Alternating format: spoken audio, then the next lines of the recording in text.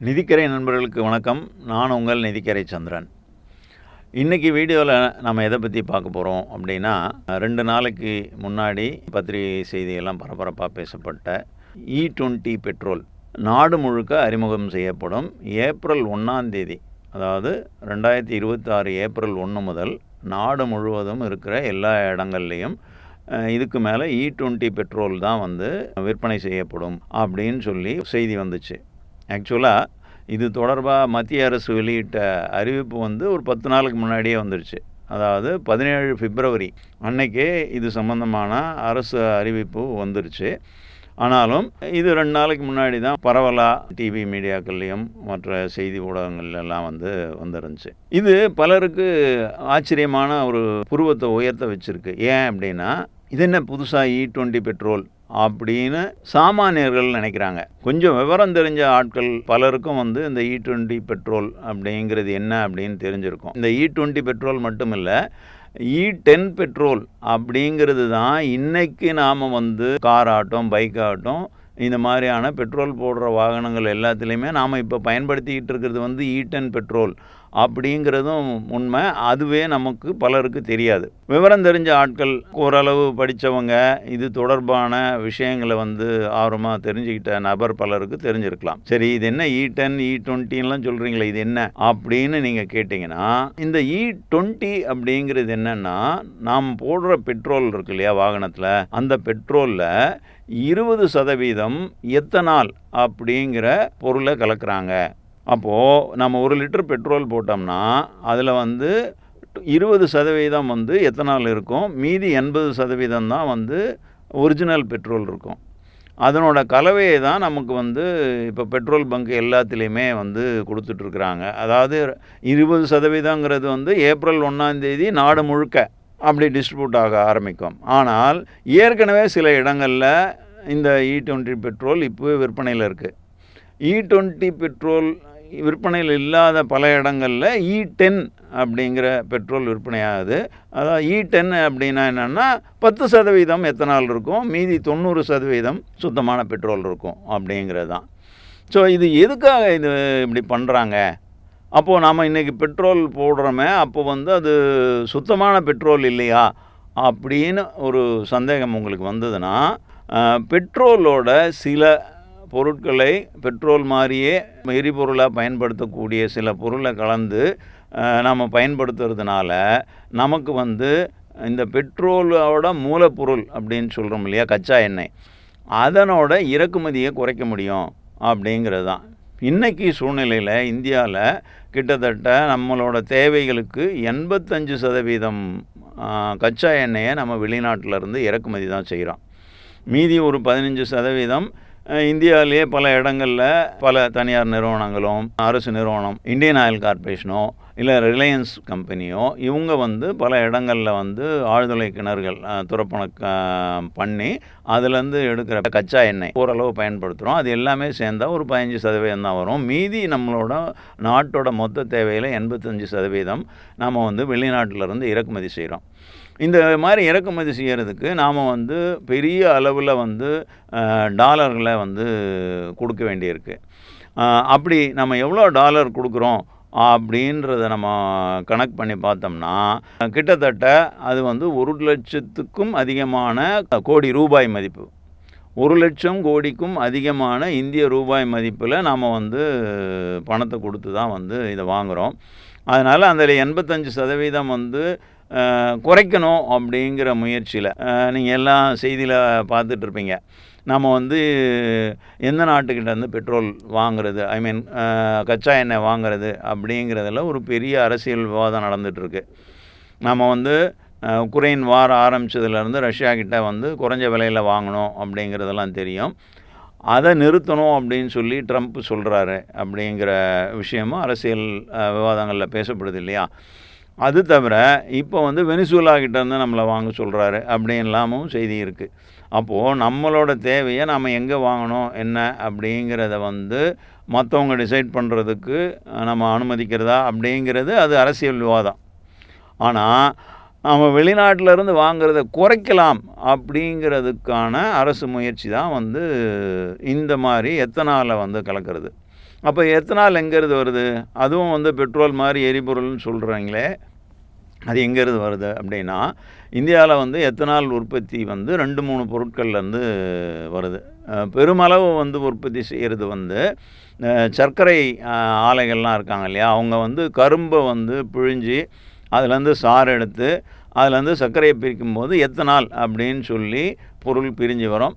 அந்த பொருள் பிரிக்கிறாங்களே, அது வந்து பெட்ரோல் மாதிரி எரியக்கூடிய சக்தி கொண்டது.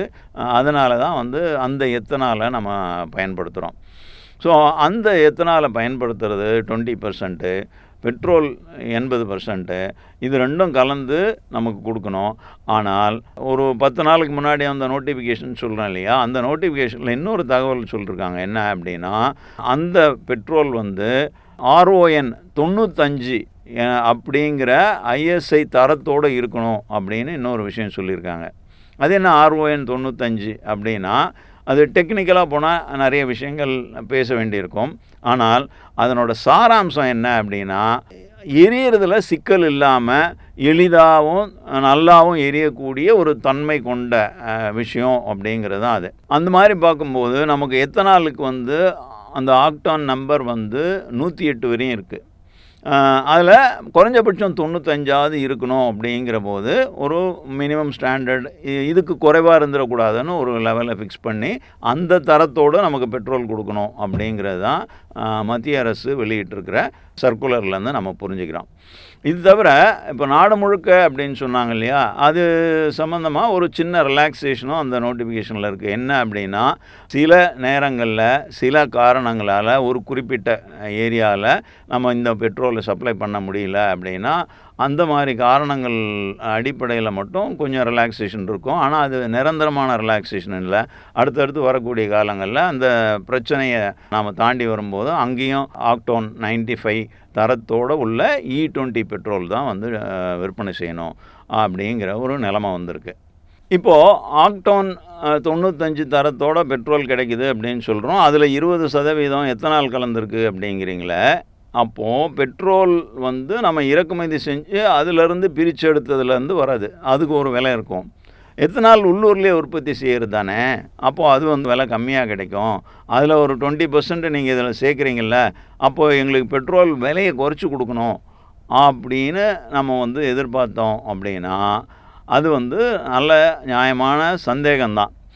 ஆனால் இப்போ இன்றைக்கி இருக்கிற நிலவரம் என்ன அப்படின்னு பார்த்தீங்கன்னா, மத்திய அரசு இது சம்பந்தமாக வெளியிட்டிருக்கிற தகவலில் நாம் வந்து இன்றைக்கி பெட்ரோல் விலை இந்த 20% கலக்கிறதுனால கூடாமல் இருந்தால் சந்தோஷம்டா சாமி அப்படின்னு சொல்கிற மாதிரி இருக்குது. ஏன் அப்படின்னு பார்த்தீங்கன்னா, இன்றைக்கி நம்ம வந்து பெட்ரோல் 100% சுத்தமான பெட்ரோல்னு சொல்கிறோம் இல்லையா, அது வந்து உற்பத்தி செய்கிறதுக்கு எவ்வளோ நமக்கு காஸ்ட் ஆகும் அப்படிங்கிறது ஒரு லிட்டருக்கு ஆகுதுன்றதை நம்ம ஒர்க் அவுட் பண்ணி பார்ப்போம். அப்படி பார்த்தீங்கன்னா, இன்றைக்கி வந்து 1 லிட்டர் பெட்ரோல் தயாரிக்கிறதுக்கு கச்சா எண்ணெய் உற்பத்தி செய்கிறோம், வாங்குகிறோம் இல்லையா, அந்த கச்சா எண்ணெய்க்கு நாம் கொடுக்குற காஸ்ட் எவ்வளோ அப்படின்னா 40 ரூபா அப்படிங்கிறாங்க.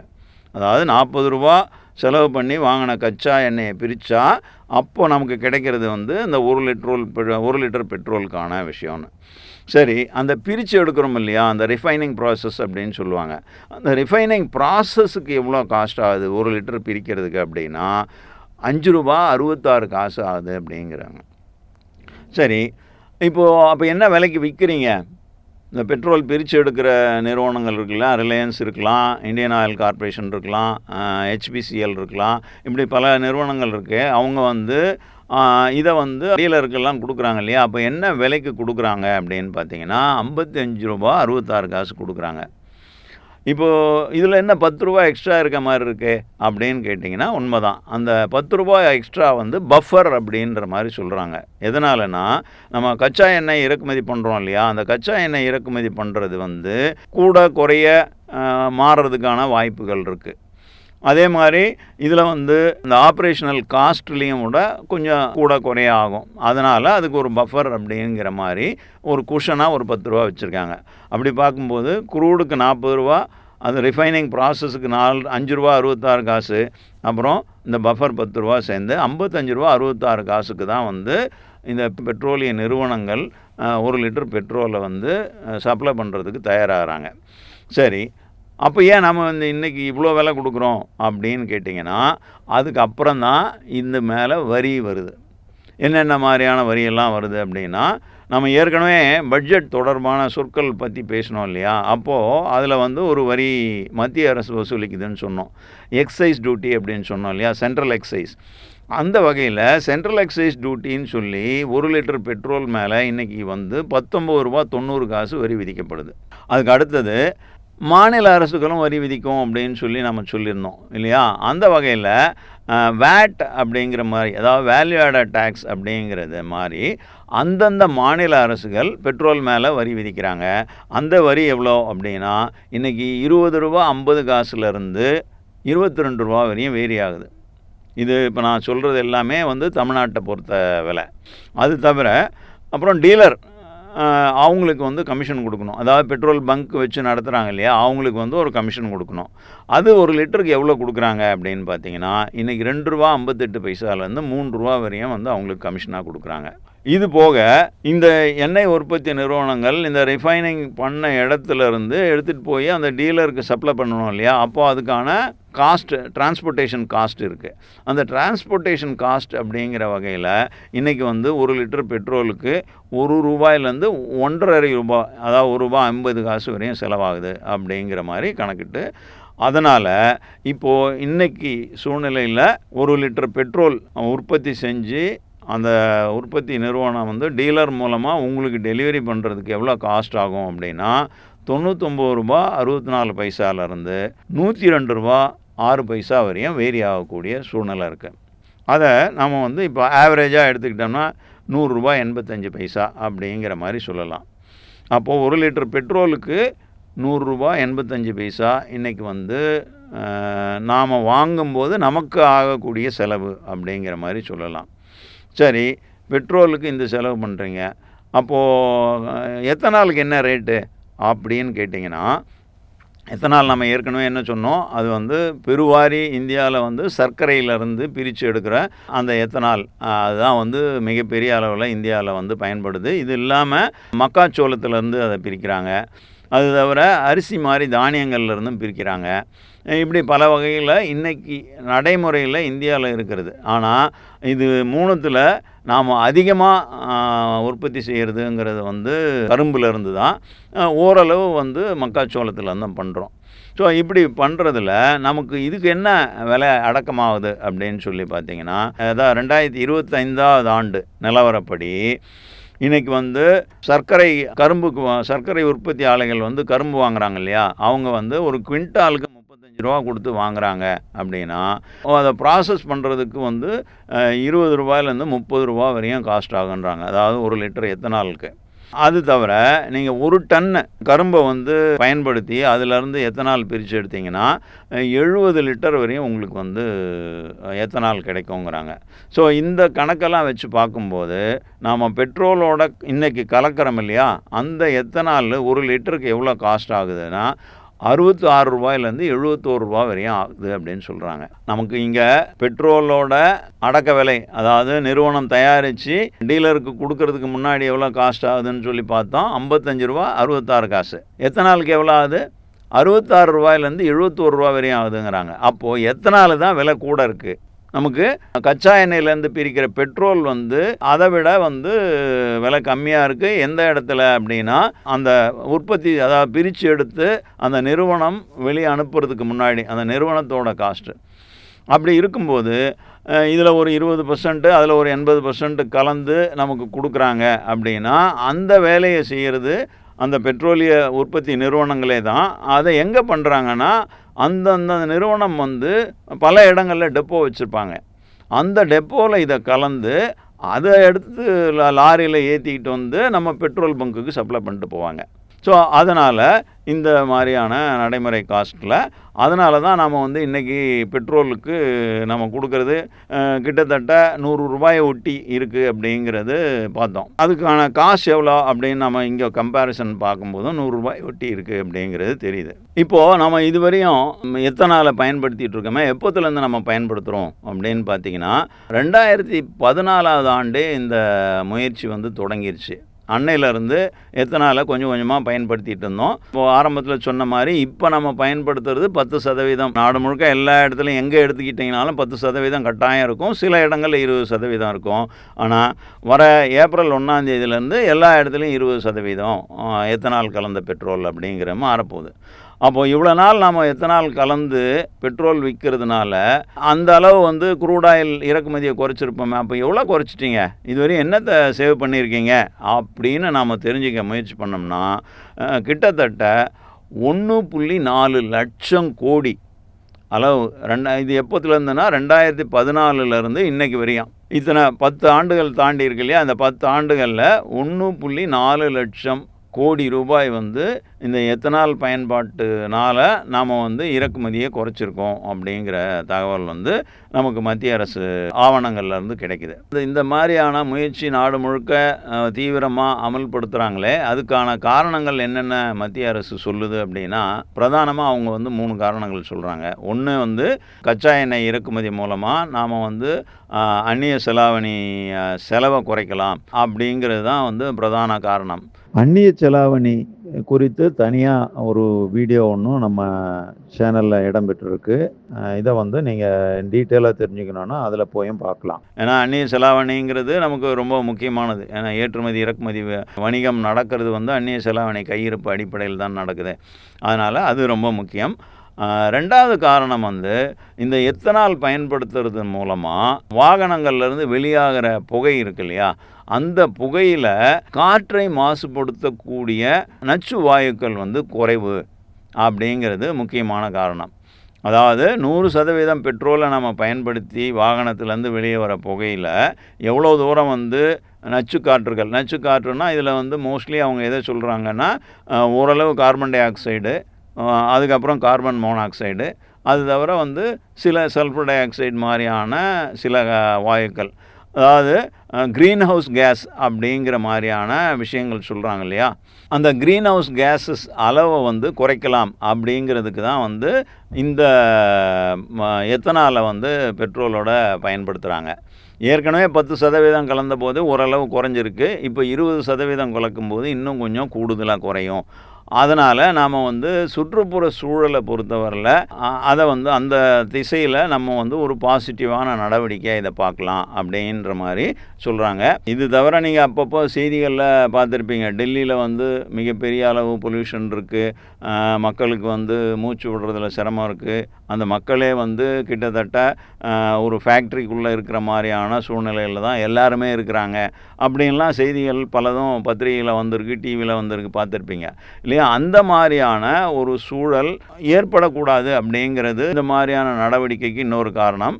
ஆனால் டெல்லியில் இந்த மாதிரி மாசு அதிகமாக இருக்கிறதுக்கு இது மட்டுமே காரணம் இல்லை. அங்கே வாகனங்கள் மிகப்பெரிய அளவில் பயன்படுத்தப்படுது அப்படிங்கிறது மறுக்க முடியாத உண்மை. தலைநகர் டெல்லி சுற்றி இருக்கிற பகுதிகள் அந்த ஏரியாவில் இது தவிர பல நடவடிக்கைகளை நீதிமன்றமும் அறிவுறுத்தி அதை வந்து அமல்படுத்துகிறாங்க. ஆனால் அதையெல்லாம் தாண்டி தான் அங்கே பிரச்சனை இருக்குது அப்படிங்கிறது புரிஞ்சுக்கணும். இது மாதிரியான பிரச்சனைகளை மற்ற இடங்கள்லையும் ஏற்படாமல் கொஞ்சம் கொஞ்சமாக இப்போ இருந்தே ஸ்டெப் எடுத்து பண்ணணுங்கிறது தான் இந்த E20 பெட்ரோல் அறிமுகப்படுத்துறதுக்கு ரெண்டாவது காரணம் அப்படின்னு சொல்லி மத்திய அரசு சொல்லுது. மூணாவது காரணமாக சொல்கிறது வந்து இது மூலமாக விவசாயிகள்கிட்டேருந்து அவங்க உற்பத்தி பொருளை நம்ம பயன்படுத்துகிறோம், அது மூலமாக கிராமப்புற பொருளாதாரத்தை மேம்படுத்த முடியும் அப்படின்னு இன்னொரு காரணம் சொல்கிறாங்க. அதாவது கரும்பு வந்து விவசாயிகள்கிட்டேருந்து வாங்கி அதுலேருந்து ஒரு பை ப்ராடக்டாக வர்றதுனால இப்போது இந்த எத்தனால் வந்து பெட்ரோலிய நிறுவனங்கள் வாங்கும்போது அதுக்கு பணமாக கொடுக்குது இல்லையா, அந்த சர்க்கரை உற்பத்தி நிறுவனங்களுக்கு, அது வந்து விவசாயிகளுக்கு போகும்போது அது விவசாயிகளுக்கு ஒரு சப்போர்ட்டாகவும் ஆதரவாகவும் இருக்கும் அப்படிங்கிற மாதிரியான அடிப்படையில் இந்த மூன்றாவது காரணத்தை சொல்கிறாங்க. சரி, இந்த விஷயங்கள்லாம் வந்து எப்போ தொடங்குச்சு அப்படின்னு பார்த்தீங்கன்னா கிட்டத்தட்ட ஜனவரி 2003 வந்து இது சம்பந்தமான ஆரம்பகட்ட முயற்சிகள் தொடங்கிருச்சு. அந்த நேரத்திலேயே வந்து நம்ம வந்து 5% எத்தனாலை வந்து பெட்ரோலோட கலக்கணும் அப்படின்னு சொல்லி மத்திய அரசும் பெட்ரோலிய அமைச்சகம் எல்லாம் வந்து பேசி முடிவு பண்ணாங்க. ஆனால் அந்த முயற்சி 5% அப்படிங்கிறது பல்வேறு காரணங்களால் அப்போ வந்து முழுமையாக அமுல்படுத்தப்படலை. இப்போது 2013-14 ஆண்டில் கூட அது வரையும் அப்படி எவ்வளோ பயன்படுத்தியிருக்கீங்க அப்படிங்கிறத தேசிய அளவில் ஒரு சராசரி எடுத்து பார்க்கும்போது நமக்கு அப்போ கிடைச்ச தகவலாக இப்போ சொல்கிறது என்னென்னா 1.5% அளவு தான் வந்து எத்தனாலை வந்து பெட்ரோலோட கலக்கிற முயற்சிகள் நடந்திருக்கு. அது திட்டமிட்ட அளவு வெற்றி பெறலை அப்படிங்கிற மாதிரி சொல்கிறாங்க.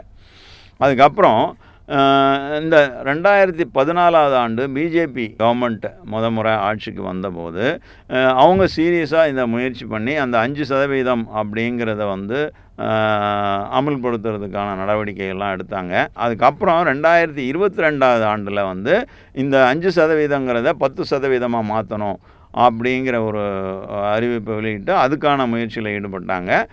கிட்டத்தட்ட நாடு முழுக்க இந்த 10% பெட்ரோல் எத்தனால் கலந்து விற்குதுன்னு நம்ம சொல்கிறோம் இல்லையா, அந்த விஷயம் வந்து 2022 தான் வந்து அமல்படுத்த தொடங்கினாங்க. 2025 ஆண்டு மார்ச் மாதம் மத்திய அரசு என்ன முடிவு பண்ணுச்சுன்னா, இந்த 10%ங்கிறத 20% அதிகரிக்கணும் அப்படிங்கிற ஒரு முயற்சி பண்ணாங்க. இந்த விஷயத்தை படிப்படியாக நாடு முழுக்க 2030க்குள்ளே அமல்படுத்தணும் அப்படிங்கிறது தான் அப்போ வந்து அவங்க முடிவு பண்ண இலக்கு. ஆனால் பல்வேறு சூழலில் இது வந்து வேகமாக நடந்ததுனால இப்போ வந்து ஒரு 5 வருஷம் முன்னாடி இன்றைக்கி ஏப்ரல் 2026லேயே அந்த 20% அமல்படுத்திடணும் அப்படிங்கிறத மத்திய அரசு வந்து முடிவு பண்ணி அது தொடர்பாக அறிவிப்பு வெளியிட்டிருக்கு. ஆனால் இதுதான் வந்து பெரிய அளவில் விவாதத்தையும் எதிர்ப்பையும் விமர்சனங்களையும் கிளப்பியிருக்கு. ஏன் அப்படின்னு சொல்லி கேட்டிங்கன்னா, இப்போ நம்ம வந்து இந்த எத்தனால் 20% கலந்து E20ங்கிற பெட்ரோல் போடுறதுனால ஒரு பக்கம் நமக்கு வந்து சாதகமான சில சூழல்கள் இருக்குது. அந்நிய செலாவணி மிச்சம், விவசாயிகளுக்கு பணம் கிடைக்கும், சுற்றுப்புற சூழல் மாசு குறையும் அப்படின்லாம் சொல்லப்பட்டாலும் அது வாகனங்களில் பயன்படுத்தும் போது வாகனங்களில் ஏற்படுத்தக்கூடிய சிக்கல் அப்படிங்கிறது நிறைய வந்து பேசப்படுது. அது தவிர இந்த மாதிரியான ஒரு விஷயம் இப்படி வாகனங்களில் பிரச்சனை வரும் அப்படிங்கிற போது அதுக்கு ஏற்ற மாதிரி நீங்கள் வந்து நாட்டில் இப்போ புழங்குற வாகனங்கள் எல்லாம் வந்து அப்படி தரம் உயர்த்திட்டு பண்ணால் பரவாயில்ல, அதை வந்து நீங்கள் சீரியஸாக அந்த விஷயத்தில் கவனம் செலுத்தாமல் இன்றைக்கி திடீர்னு ஒரு 5 வருஷம் முன்னாடி திட்டமிட்டதோட 5 வருஷம் முன்னாடி இப்படி பண்ணிங்கன்னா அதனால் பொதுமக்கள் பாதிக்கப்படக்கூடிய வாய்ப்பு இருக்குது. அது இருசக்கர வாகனமாக இருந்தாலும் சரி, கார் அப்படின்னு சொல்லக்கூடிய 4 சக்கர வாகனமாக இருந்தாலும் அந்த பெட்ரோல் பயன்படுத்துகிற எல்லா வாகனங்கள்லேயும் இந்த சிக்கல் ஏற்பட வாய்ப்பு இருக்குது அப்படின்னு சொல்கிறாங்க. ஆனால் அரசு வந்து அதுக்கு என்ன பதில் சொல்லுதுன்னா, கிட்டத்தட்ட 2013 ஆண்டே வந்து நம்ம வெளியிட்ட அறிவிப்புப்படி இந்த E20 பெட்ரோல் பயன்படுத்தினா அதனால் பாதிப்பு ஏற்படாத மாதிரி வாகன உற்பத்தியை மாற்றி அமைக்கணும்னு சொல்லி வாகன உற்பத்தி நிறுவனங்கள் பலதும் வந்து அதை செஞ்சிட்டாங்க. அதனால் 2023 அப்புறம் விற்பனையாகி சந்தைக்கு வந்திருக்கிற வாகனங்கள் எல்லாமே வந்து இந்த E20 பெட்ரோலை பயன்படுத்துறதுனால எந்த சிக்கலையும் சந்திக்க வாய்ப்பில்லை அப்படின்னு சொல்கிறாங்க. சரி, 2023க்கு முன்னாடி வாங்கின வாகனங்கள் இப்போ புழக்கத்தில் இருக்க தானே செய்யுது.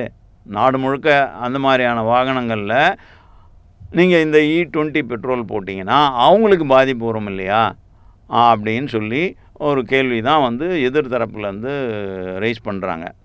அதுக்கு ஆதரவாக அவங்க சொல்கிற இன்னொரு புள்ளிவிவரம் என்ன அப்படின்னா, இன்றைக்கி நாட்டில் பெட்ரோல் பயன்படுத்தக்கூடிய வாகனங்கள் நாடு முழுக்க இருக்கிறத எடுத்துக்கிட்டிங்கன்னா அது 2 வீலர் 4 வீலர் எல்லாம் சேர்ந்து மொத்த வாகனங்களில் கிட்டத்தட்ட 30% வாகனங்கள் தான் வந்து இந்த E20 பெட்ரோல் பயன்படுத்துறதுனால பாதிப்புகளை சந்திக்க வாய்ப்பில்லாத வாகனங்கள். மீதி 70% வாகனங்கள் வந்து இந்த E20 பெட்ரோல்னால் பாதிப்பை சந்திக்கும் அப்படின்ற மாதிரி சொல்கிறாங்க. சரி, பாதிப்பு சந்திக்குங்கிறீங்களே, என்ன மாதிரி பாதிப்பு வரும் அப்படிங்கிற விஷயத்தை கேட்டிங்கன்னா, இப்போது E20 பெட்ரோலில் 20% எத்தனால் கலக்கிறாங்கன்னு சொன்னோம் இல்லையா. அந்த எத்தனால் அப்படிங்கிறது வந்து கிட்டத்தட்ட எத்தில் ஆல்கஹால் அப்படிங்கிற ஒரு வகையான என்ன சொல்கிறோம், சாராயம் அப்படிங்கிற மாதிரி சொல்லலாம்.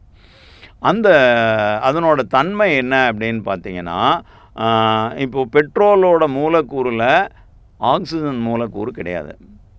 பட் இதில் வந்து நீங்கள் எத்தனாலோட மூலக்கூறு கெமிக்கலாக பார்த்தீங்கன்னா அதில் வந்து ஆக்சிஜன் ஒரு எலமெண்ட்டு இருக்குது. ஸோ அந்த எலமெண்ட்டு உங்களுக்கு வந்து என்ஜினில் வந்து ஆப்ரேட் பண்ணி இது பண்ணும்போது பாசிட்டிவாக இருக்கும். ஆனால் அந்த டேங்கில் நீங்கள் பெட்ரோல் போட்டு அந்த பெட்ரோலில் செட்டிலாக இருக்கும்போது என்ன ஆகும்னா, இது வந்து காற்றில் இருக்கக்கூடிய ஈரப்பதத்தை இழுக்கக்கூடிய சக்தி கொண்ட ஒரு பொருள் இந்த எத்தனால் அப்படிங்கிறது. அதனால் நீங்கள் வந்து ஒரு டேங்கில் பெட்ரோல் போட்டிருக்கீங்க, அந்த டேங்க்கு ஃபுல்லாக இருந்துச்சுன்னா ஓகே. ஆனால் அந்த டேங்க்கு ஒரு ஆஃப் டேங்கோ இல்லை அதுக்கு கீழேயோ இருக்குன்னா அதுக்கு மேலே காற்று இருக்கு இல்லையா, அந்த காற்றில் இருக்க ஈரப்பதத்தை உறிஞ்சி அந்த தக்க வச்சுக்கும். அது வந்து அப்படி அதிக லெவலில் போகும்போது அது தண்ணியாக கீழே செட்டில் ஆகும். அதனால் என்ன ஆகும்னா, உங்களுக்கு வந்து என்ஜினில் தொடர்ந்து பயன்படுத்தும் போது நீண்டகால அடிப்படையில் பாதிப்புகள் வரும். இப்போ உங்களுக்கு தெரியும், நம்ம இந்த என்ஜின் தொடர்பான பல பொருட்கள்லாம் வந்து இரும்பினால் செஞ்சப்பட்டது. ஒரு இரும்பை தூக்கி நீங்கள் வந்து ஒரு 2 வருஷம் ஓப்பன் ஏரில் எதுவும் பயன்படுத்தாமல் அப்படி தூக்கி போட்டு வச்சுருந்தீங்க. அப்புறம் போய் பார்க்குறீங்க, என்னவாக இருக்கும், துரு பிடிச்சிருக்கும் இல்லையா? அதே மாதிரி துரு வந்து இந்த என்ஜின்லேயும் அந்த தண்ணி இருக்கிறதுனால, அது இரும்பு பொருள்ன்றதுனால அது துரு பிடிக்க வாய்ப்பு இருக்குது. அந்த துரு பிடிச்சதுன்னா அது வந்து அடுத்தடுத்த பிரச்சனைகளை உண்டாக்கும் அப்படிங்கிற மாதிரி சொல்கிறாங்க. அதே மாதிரி இருசக்கர வாகனமாக இருந்தாலும் சரி, 4 சக்கர வாகனமாக இருந்தாலும் அதில் பல பொருட்கள் வந்து பிளாஸ்டிக்னால் செஞ்சதாக இருக்கும், இல்லை ரப்பர்னால் செஞ்சதாக இருக்கும். இந்த மாதிரியான பொருட்கள் மேலே இந்த எத்தனால் பட்டு தொடர்ந்து நீண்ட காலத்துக்கு இருக்கும்போது அது வந்து ஒரு என்ன சொல்கிற பிரிட்டில் ஸ்டிஃபன் ஆயிரும். அதனால் உடஞ்சி போகிறதுக்கான வாய்ப்புகள் இருக்குது அப்படிங்கிற மாதிரி சொல்கிறாங்க. அதே மாதிரி சிலது வந்து சொல்லாயிரும். அப்போது இந்த மாதிரியான பிரச்சனைகள்லாம் உங்கள் வாகனத்தில் வரும்போது உங்களுக்கு வாகனத்தோட மெயின்டெனன்ஸ் காஸ்ட்டு கூடும். சில நேரங்களில் வாகனங்களில் என்ஜின்லேயே இப்போ பிரச்சனை வந்துச்சுன்னா நீங்கள் வந்து என்ஜினை ரீசர்வீஸ் பண்ண வேண்டியிருக்கும். அந்த மாதிரியெல்லாம் வந்து மெயின்டெனன்ஸ் காஸ்ட்டு கூடுங்கிறாங்க.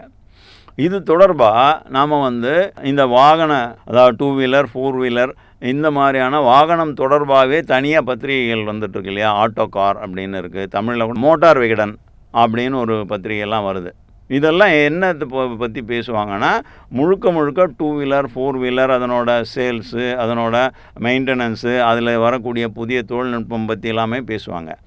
அந்த மாதிரி நாம் வந்து வாகனம் தொடர்பான பத்திரிகைகள் சிலதில் அதனோட ஆசிரியர்கள் சொன்ன தகவலாக பார்த்த தகவல் என்ன அப்படின்னா, இந்த மாதிரியான E20 பெட்ரோல் பயன்படுத்துறதுனால வாகனங்களில் ஏற்படக்கூடிய மெயின்டெனன்ஸ் காஸ்ட்டு அப்படிங்கிறது 2 வீலரை பொறுத்தவரையில் ஒரு 4000 ரூபாயிலேருந்து 6000 ரூபா வரையும் ஆண்டுக்கு அதிகரிக்க வாய்ப்பு இருக்குது அப்படிங்கிறாங்க.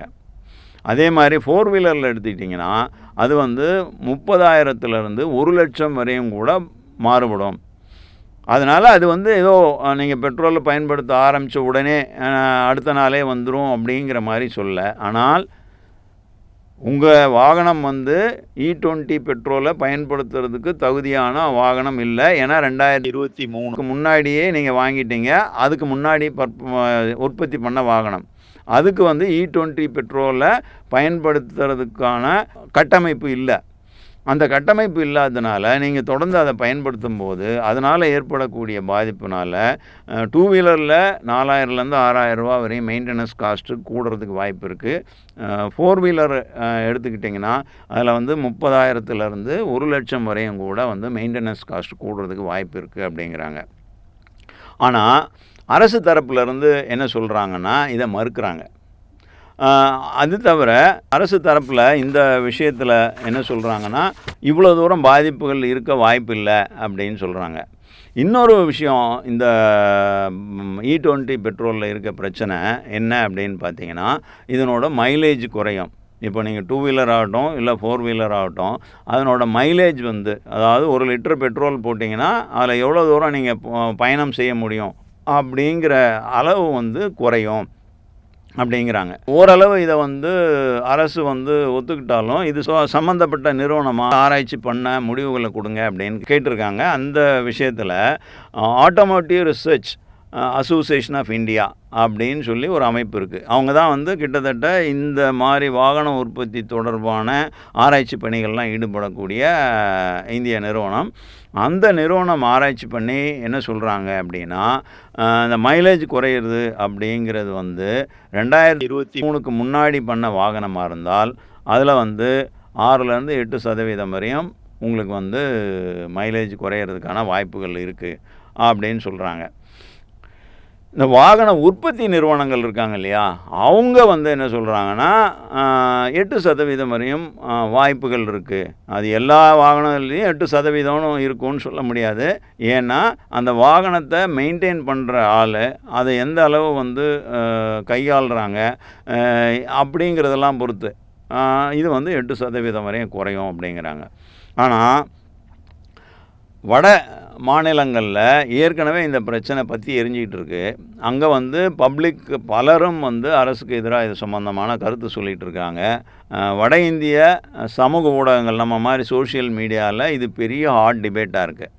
அவங்கெல்லாம் என்ன சொல்கிறாங்கன்னா, எங்களோட நேரடி அனுபவத்தில் 20% வரையும் வந்து மைலேஜ் குறையுது அப்படிங்கிற மாதிரி சொல்கிறாங்க. அதாவது 1000 கிலோமீட்டர் காரில் நான் பயன்படுத்துறதுக்கு வந்து முன்னாடிலாம் வந்து 67 லிட்டர் பெட்ரோல் தான் பயன்படுத்திகிட்டு இருந்தேன். ஆனால் இப்போ வந்து இந்த E20 பெட்ரோல் நான் பயன்படுத்தும் போது 71 லிட்டர் பயன்படுத்த வேண்டியிருக்கு. ஸோ அந்த வகையில் குறைஞ்சது 1000 கிலோமீட்டருக்கு 4 லிட்டர் கூடுதலாக நான் பயன்படுத்த வேண்டியிருக்கு அப்படின்னு சொல்லியே ஒரு தகவல் வெளியாகிருக்கு. ஸோ இப்படி பல தரப்புல இருந்தும் பலவிதமான கருத்துக்கள் இந்த மைலேஜ் பற்றிய தொடர்ந்து பேசிக்கிட்டே இருக்காங்க.